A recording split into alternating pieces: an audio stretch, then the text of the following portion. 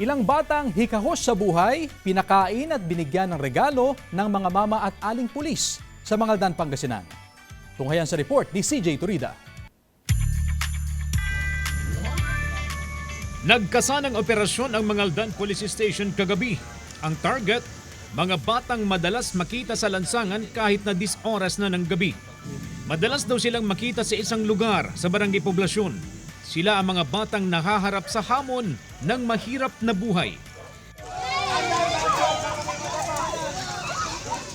Pagdating ng mga pulis sa lugar, imbes na matakot at magtakbuhan, lumapit pa sa mga pulis ang mga bata na tila naghihintay ng biyaya. Sanay na pala sila sa pag-aarugang hatid ng mga mama at aling pulis.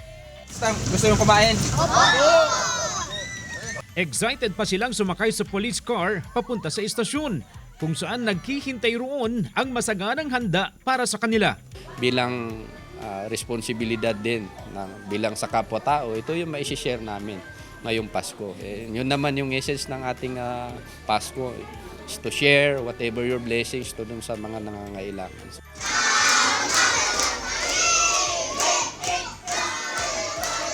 Masarap na pansit at karne ng manok ang pinagsaluhan ng mga bata. Ilan sa kanila ang hindi na raw pumapasok sa eskwela dahil sa hirap ng buhay. Gusto namin may impact dun sa atin, sa mga bata. Kasi yun ang kailangan ng mga kabataan na to, yung mapakita na may nagmamahal sa kanila. Kung hindi raw maramdaman ng mga bata ang pag-aaruga, hihina ang kanilang loob na magbunsod sa kanilang makagawa ng hindi maganda.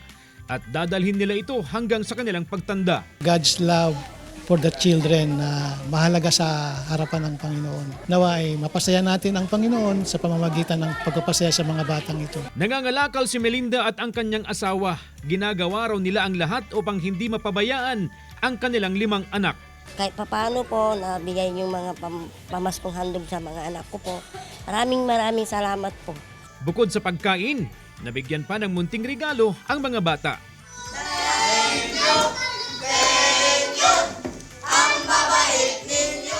Kasama si Daryl Peralta, CJ Torida, One North, Central Luzon.